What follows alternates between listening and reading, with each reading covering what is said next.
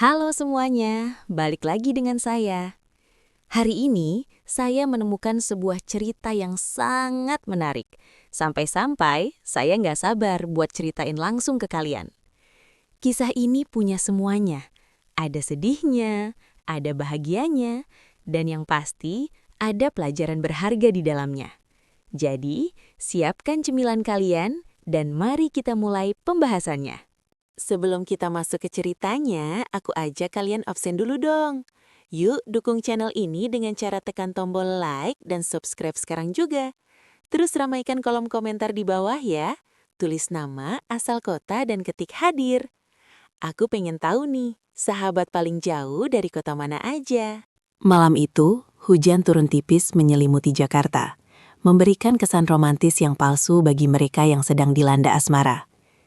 Di dalam ruang makan rumah megah bergaya kolonial itu, Elena duduk dengan tenang, memperhatikan suaminya, Reno, yang tampak gelisah sejak tadi sore.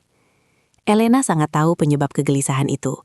Reno baru saja menerima pesan dari kliennya, seorang mahasiswi cantik bernama Siska yang telah menjadi selingkuhannya selama 3 bulan terakhir. Elena berdiri, melangkah mendekat ke arah Reno yang sedang pura-pura memeriksa dokumen di meja kerja. Dengan gerakan yang lembut, Elena melingkarkan lengannya di bahu Reno, lalu meletakkan sebuah kartu kunci hotel di atas meja. "Mas, ini kunci kamar hotel di pusat kota. Aku sudah pesankan atas nama asistenmu untuk pertemuan dengan klien dari Surabaya nanti malam," ujar Elena. Suaranya sehalus sutra, tidak ada getaran kecurigaan sedikit pun. Reno tersentak, wajahnya memucat, keringat dingin mulai muncul di pelipisnya. "Oh ya, terima kasih El, kamu memang istri yang paling pengertian. Maaf ya, aku harus lembur lagi. Klien ini sangat penting untuk proyek baru kita." "Aku tahu mas, aku selalu mendukungmu. Pergilah, jangan sampai kliennya menunggu lama." Elena memberikan kecupan ringan di pipi Reno. Reno segera berkemas, mengambil jasnya, dan melangkah keluar dengan terburu-buru. Ia merasa seperti pria paling beruntung sekaligus paling berdosa di dunia. Ia memiliki istri yang sempurna, namun ia tetap mencari kesenangan di tempat lain. Ia tidak tahu bahwa kartu kunci itu adalah tiket yang diberikan Elena agar Reno tetap sibuk dan tidak punya waktu untuk memeriksa surat-surat dari bank yang menumpuk di laci kerja Elena. Begitu deru mobil Reno menghilang di kejauhan, topang Elena runtuh, matanya yang tadi teduh berubah menjadi tajam dan dingin. Ia duduk di kursi kerja Reno, membuka laptop, dan masuk ke portal perbankan dengan token yang selalu Reno tinggalkan. Saldo, Rp124.500.000. Elena menghela napas panjang. 2 tahun lalu, saldo itu memiliki angka miliaran. Warisan dari mendiang ayah Reno, deposito, saham, dan beberapa sertifikat tanah telah ia habiskan. Elena memulai penggelapan ini dari hal kecil. Tas bermerek, investasi kripto yang gagal total, hingga gaya hidup mewah di luar negeri yang ia dalihkan sebagai perjalanan bisnis. "Selingkuhlah sesukamu Reno," bisik Elena pada layar laptop yang gelap. "Nikmati setiap detik pengkhianatanmu. Selama kamu merasa bersalah padaku, kamu tidak akan pernah berani bertanya kenapa sertifikat rumah kita sudah berubah menjadi surat sita dari bank." Kilas balik ke 2 tahun yang lalu, Elena merasa dunianya begitu sempit. Ia adalah seorang wanita berpendidikan tinggi yang harus terjebak menjadi ibu rumah tangga karena permintaan Reno. Reno, dengan segala kekuasaan dan warisan melimpah yang diterimanya, adalah pria yang malas memeriksa detail.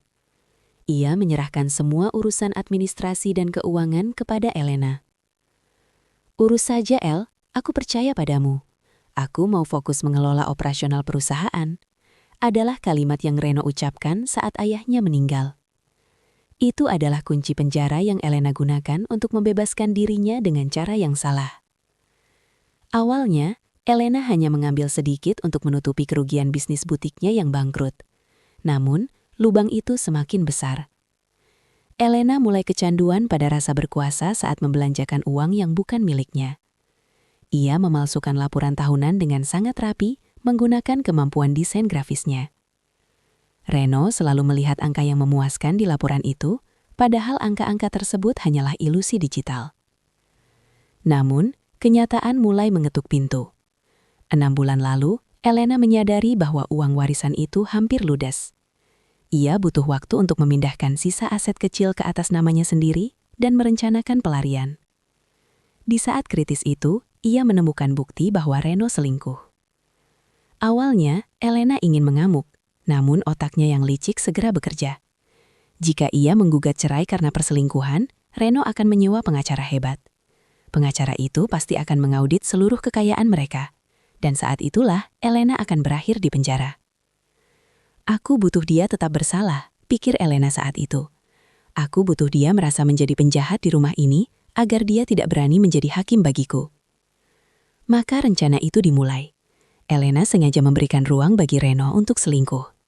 Ia membelikan Reno parfum baru, membiarkan Reno pulang pagi tanpa pertanyaan, dan memberikan perhatian yang luar biasa besar agar Reno tenggelam dalam rasa bersalah.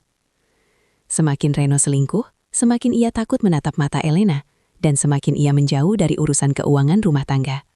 Elena tidak hanya membiarkan perselingkuhan itu terjadi, ia mulai mengelolanya. Melalui akun media sosial palsu, Elena mulai mencari tahu tentang Siska. Ternyata Siska hanyalah gadis muda yang haus akan kemewahan. Siska sering mengeluh di akun pribadinya tentang Reno yang terkadang kikir atau tidak punya banyak waktu. Elena tersenyum. Ia butuh Siska tetap di sana. Jika Reno bosan dengan Siska, ia mungkin akan mencari wanita lain atau yang lebih buruk kembali fokus pada istrinya. Suatu sore, Elena sengaja datang ke sebuah kafe tempat Siska sering nongkrong. Ia tidak menemui Siska secara langsung, namun ia mengirimkan seorang kenalannya, seorang influencer gaya hidup untuk mendekati Siska. Melalui kenalannya itu, Elena memberikan tips dan bahkan hadiah-hadiah anonim berupa tas pre-love bermerek kepada Siska, dengan pesan bahwa hadiah itu dari pemuja rahasia. Strategi ini berhasil. Siska menjadi lebih menuntut kepada Reno. Reno yang merasa tertantang dan semakin jatuh cinta pada kegadisan Siska, mulai menghabiskan lebih banyak waktu untuk memikirkan cara memuaskan selingkuhannya itu. "Mas, belakangan ini kamu tampak stres. Apa kamu butuh liburan?" tanya Elena saat sarapan suatu pagi. Reno tersedak kopinya. "Ah, tidak El, pekerjaan saja yang menumpuk." "Bagaimana kalau kamu ambil cuti 3 hari ke Bali? Pergilah sendiri Mas, kamu butuh waktu untuk menjernihkan pikiran," saran Elena dengan wajah paling tulus yang bisa ia buat. Reno menatap Elena dengan rasa tidak percaya. Kamu benar-benar membiarkanku pergi sendiri?" "Tentu. Aku percaya padamu Mas, kamu sudah bekerja keras untuk kita," jawab Elena. Reno merasa hatinya tersayat. Ia merasa menjadi monster karena berencana mengajak Siska ke Bali dengan uang yang ia pikir adalah uang warisan keluarganya. Padahal, uang untuk tiket itu berasal dari sisa plafon kartu kredit Elena yang sudah hampir mencapai batas maksimal. Elena membiarkan Reno berpesta di atas reruntuhan rumah mereka sendiri. Reno kembali dari Bali dengan wajah yang aneh. Campuran antara kelelahan luar biasa dan rasa bersalah yang akut. Selama di Bali, Siska menuntut banyak hal, perhiasan, makan malam mewah, hingga janji bahwa Reno akan menceraikan Elena. Begitu sampai di rumah, Reno menemukan Elena sedang memasak makanan kesukaannya. Rumah itu beraroma lavender, tenang, dan sangat berbeda dengan keriuhan yang diberikan Siska. "Selamat datang Mas," sapa Elena hangat. Reno memeluk Elena dengan sangat erat. "Maafkan aku, El. Aku seharusnya lebih banyak waktu untukmu."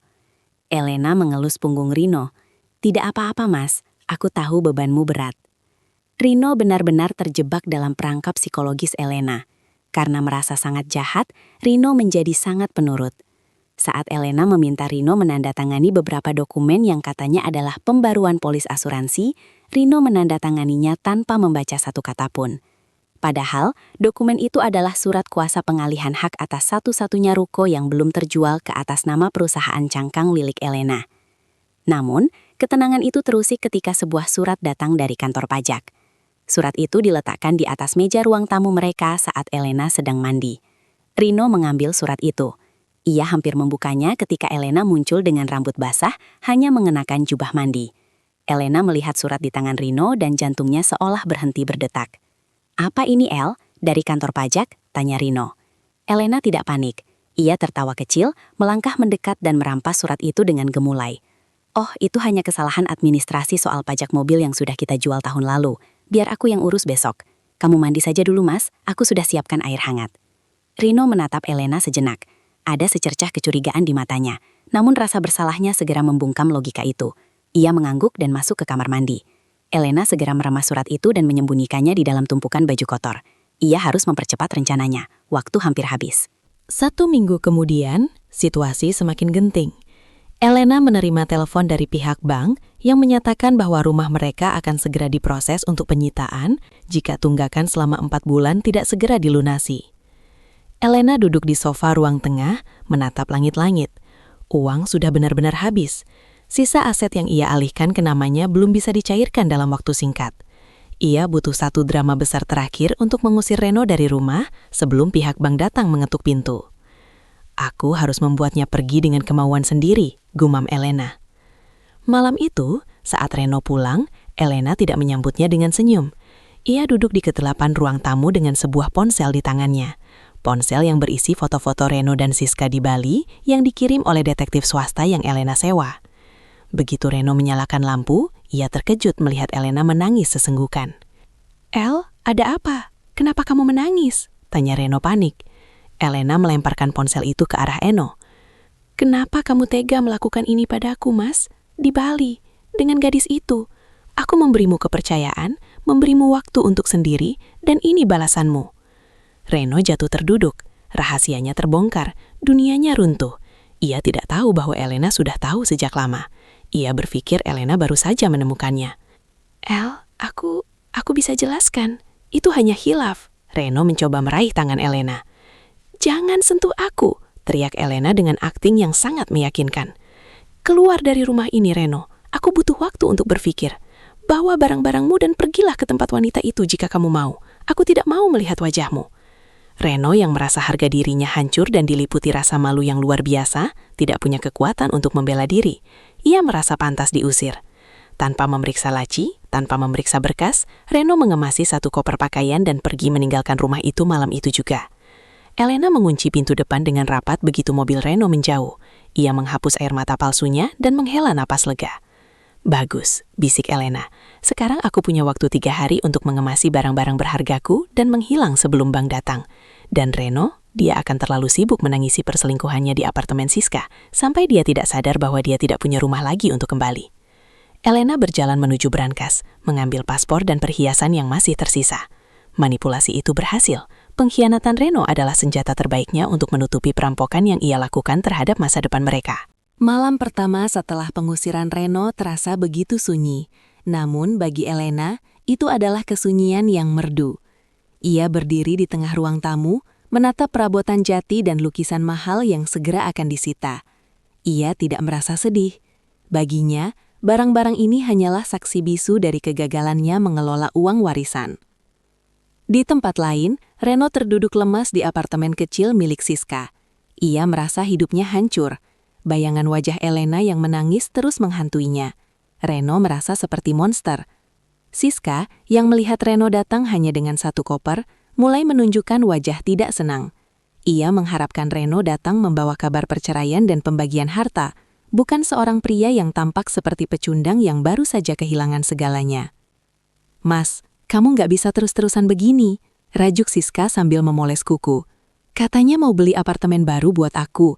Kalau kamu diusir begitu saja tanpa membawa kartu kredit atau buku tabungan, gimana kita bisa hidup?" "Diamlah Siska, istriku sedang terluka. Aku harus memikirkan cara meminta maaf," bentak Reno. Keesokan paginya, Reno mencoba menggunakan kartu kreditnya untuk memesan sarapan mewah demi menghibur Siska. Namun pelayan restoran menggeleng pelan. "Maaf Pak, kartunya ditolak, statusnya diblokir oleh bank." Reno mengernyit, ia mencoba kartu lainnya. Sama, semuanya ditolak. Dengan panik, ia mencoba menelpon Elena, namun nomornya tidak aktif. Reno memutuskan untuk nekat kembali ke rumah. Ia berpikir mungkin Elena memblokir rekeningnya karena marah. Sesampainya di rumah, Reno terkejut melihat sebuah truk pindahan terparkir di depan gerbang. Beberapa orang sedang mengangkut barang-barang kecil. Elena berdiri di sana, mengenakan kacamata hitam, tampak sibuk dengan ponselnya. "El, apa-apaan ini? Kenapa kartu-kartuku diblokir? Dan kenapa ada orang angkut barang?" teriak Reno sambil berlari mendekat. Elena menoleh, ia tidak lagi menangis, wajahnya datar. "Oh Reno, kamu masih berani datang. Kartu-kartu itu atas nama perusahaan, dan karena kamu sudah menelantarkan kewajibanmu sebagai kepala rumah tangga demi wanita itu, aku menarik semua fasilitasnya. Soal barang-barang ini, aku menjual sisa-sisa harta pribadiku untuk bertahan hidup. Kamu tahu, ternyata kamu meninggalkan banyak utang yang tidak aku ketahui." "Utang apa? Aku tidak pernah berutang." Reno membela diri dengan bingung. "Jangan bohong lagi, Reno." Elena berteriak agar didengar oleh para kuli angkut, menciptakan kesan bahwa Reno adalah suami yang boros. Aku menemukan tumpukan tagihan judi dan pengeluaran untuk selingkuhanmu yang nilainya miliaran. Kamu menghabiskan warisan ayahmu untuk foya-foya di belakangku.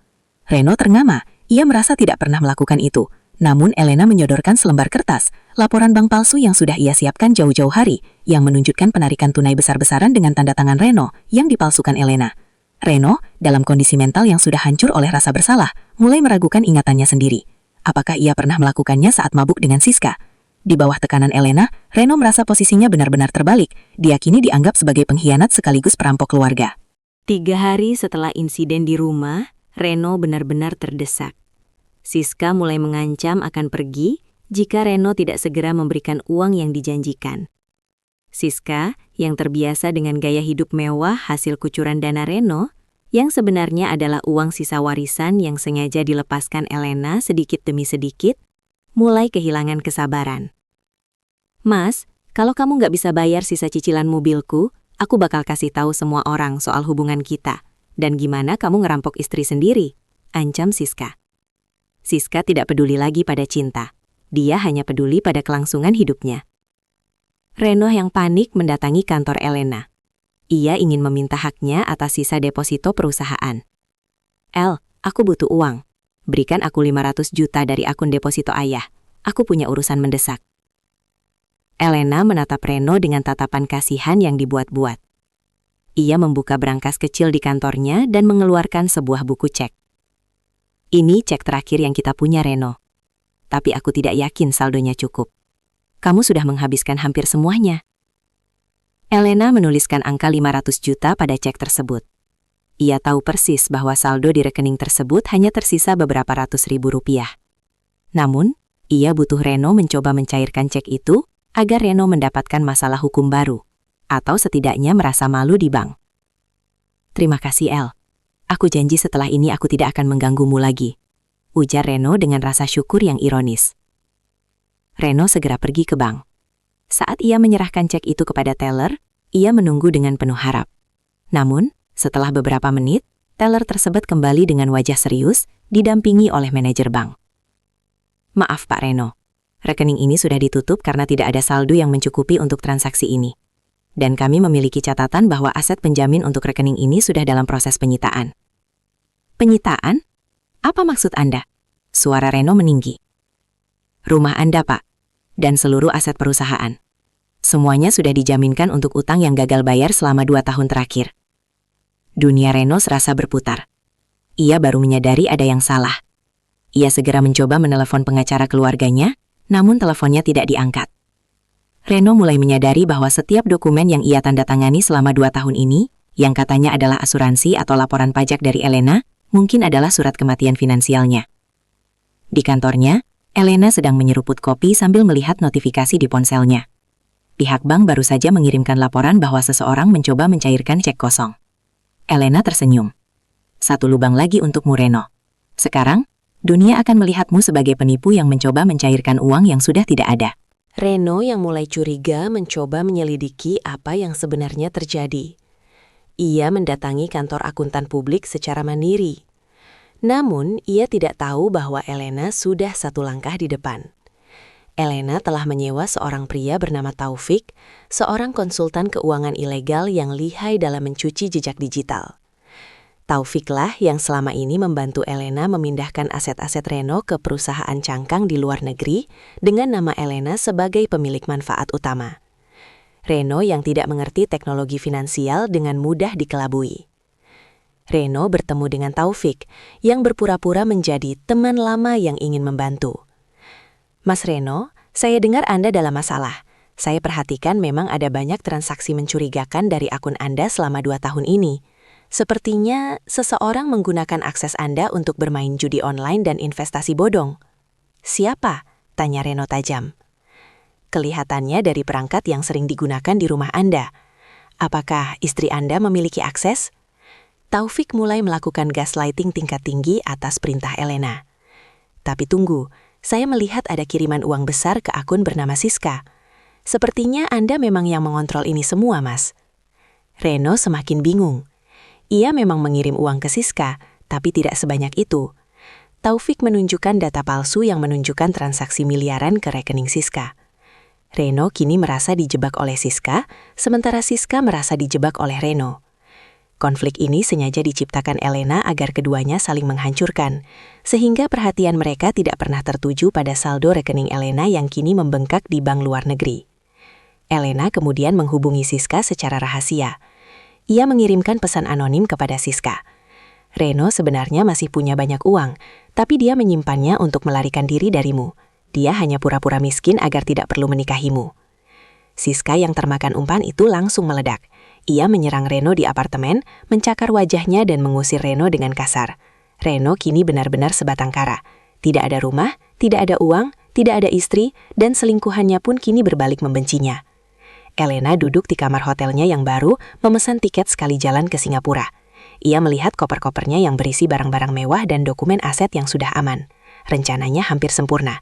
Ia hanya perlu satu konfrontasi terakhir untuk memastikan Reno tidak akan pernah mengejarnya. Malam itu, Reno yang sudah kehilangan segalanya dan dalam keadaan setengah mabuk, nekat mendatangi rumah mereka untuk terakhir kalinya. Ia memanjat pagar karena kunci sudah diganti. Ia menemukan Elena sedang duduk di ruang makan yang sudah kosong, hanya ada satu lilin yang menyala di atas meja. "Kamu," suara Reno parau, penuh amarah dan luka. "Kamu yang melakukan semua ini kan, El? Bukan judi, bukan Siska. Kamu yang menghabiskan uang ayahku." Elena tidak terkejut. Ia menatap Reno dengan tenang. "Baru sadar sekarang, Reno. Aku butuh 2 tahun untuk melakukan ini semua di bawah hidungmu. Dan kamu tahu apa yang paling lucu? Kamu membantuku melakukannya. Setiap kali kamu pergi tidur dengan Siska, kamu memberiku waktu 1 malam lagi untuk mentransfer sahammu ke akunku." Reno menerjang meja, mencoba meraih leher Elena. "Kamu wanita iblis, itu uang keringat ayahku." Elena berkelit. Ia mengeluarkan selembar surat dari sakunya. "Jangan berani menyentuhku, Reno. Di depan sana ada 2 penjaga yang sudah aku sewa. Dan di tanganku ini ada bukti perselingkuhanmu, rekaman CCTV kamu membawa Siska ke rumah ini saat aku pergi, dan bukti transaksi cek kosongmu hari ini. Jika kamu menyentuhku, aku akan memastikan kamu membusuk di penjara dengan tuduhan penipuan dan KDRT." Reno terhenti. Ia melihat wajah Elena yang begitu dingin. Ia tidak lagi melihat wanita yang dulu ia cintai. Ia melihat seorang predator yang sangat efisien. "Kenapa, El? Kenapa kamu tidak cerai saja kalau butuh uang?" tanya Reno sambil terisak. "Karena kalau aku cerai, aku hanya dapat separuh, Reno, dan aku harus menghadapi audit. Tapi dengan caraku, aku dapat semuanya, dan kamu dapat semua kesalahannya. Kamu yang selingkuh, kamu yang dianggap menghabiskan uang, dan kamu yang akan dikejar-kejar oleh bank. Sementara aku adalah istri malang yang dikhianati dan ditinggalkan dalam kemiskinan." Elena berdiri, mengambil tas tangannya yang mahal. "Besok pagi, bank akan datang menyegel rumah ini. Aku sarankan kamu pergi sebelum polisi datang mencarimu soal cek kosong itu. Selamat tinggal, Reno. Terima kasih atas warisan ayahmu. Aku akan menggunakannya jauh lebih baik daripada kamu." Elena melangkah keluar, meninggalkan Reno yang bersimpuh di lantai ruang makan yang gelap. Reno baru menyadari bahwa selama 2 tahun terakhir, ia tidak sedang berselingkuh dari istrinya. Ia sedang memberikan lehernya ke tali gantung yang ditenun dengan sabar oleh istrinya sendiri. Kota Zurich, Swiss, sedang bersalju. Elena keluar dari sebuah butik ternama dengan beberapa tas belanja di tangannya. Ia tampak segar, lebih muda, dan sangat tenang. Ia kini menggunakan identitas baru sebagai seorang janda kaya yang melakukan investasi properti di Eropa. Harta warisan Reno yang ia selamatkan cukup untuk membuatnya hidup mewah selama beberapa dekade. Ia duduk di sebuah kafe, membuka tabletnya untuk membaca berita dari Indonesia. Mantan pengusaha Reno Hartanto divonis 4 tahun penjara atas kasus penipuan cek kosong dan penggelapan dana perusahaan. Di bawah berita itu, ada foto Reno yang tampak kuyu, jauh berbeda dengan pria gagah yang dulu mengenakan dasi mahal yang dirapikan Elena setiap pagi. Reno tidak pernah bisa membuktikan bahwa Elena lah yang mencuri uangnya, karena semua tanda tangan digital dan fisik adalah milik Reno. Di mata hukum, Reno adalah pelaku tunggal yang menghancurkan perusahaannya sendiri demi gaya hidup gelap. Siska, gadis itu menghilang setelah mobilnya disita. Kabarnya ia kini bekerja di sebuah klub malam di Bali, mencoba mencari Reno lain yang bisa ia kuras, namun ia tidak akan pernah menemukan Reno yang sama. Elena menyesap coklat panasnya. Ia tidak merasa bersalah. Baginya pernikahan mereka adalah sebuah transaksi. Reno memberikan pengkhianatan emosional dan ia mengambil kompensasi finansial. Adil, pikirnya. Ia menutup tabletnya dan menatap salju yang turun. Ia menang. Ia berhasil merampok masa depan sebuah keluarga tanpa perlu menggunakan senjata, hanya dengan memanfaatkan nafsu dan rasa bersalah seorang pria. Cinta itu buta, bisik Elena pada dirinya sendiri. Tapi keserakahan selalu memiliki mata yang tajam. Ia berdiri, mengenakan mantel bulunya, dan melangkah pergi di tengah keramaian kota. Elena telah menghapus masa lalunya, namun ia membawa seluruh harganya di dalam tas tangannya. Di dunia yang kejam ini, Elena belajar bahwa menjadi orang baik hanya akan membuatnya menjadi korban. Maka ia memilih menjadi pemenang, betapapun kotor jalan yang harus ia tempuh. Oke, itu dia pembahasan kita hari ini. Gimana? Cukup bikin geleng-geleng kepala, kan? Saya harap kalian dapat sesuatu dari video ini, atau minimal bisa nemenin waktu luang kalian. Jangan lupa subscribe kalau kalian nggak mau ketinggalan cerita-cerita menarik berikutnya yang bakal saya bahas. Makasih udah mampir di channel ini. Sampai jumpa lagi di video berikutnya.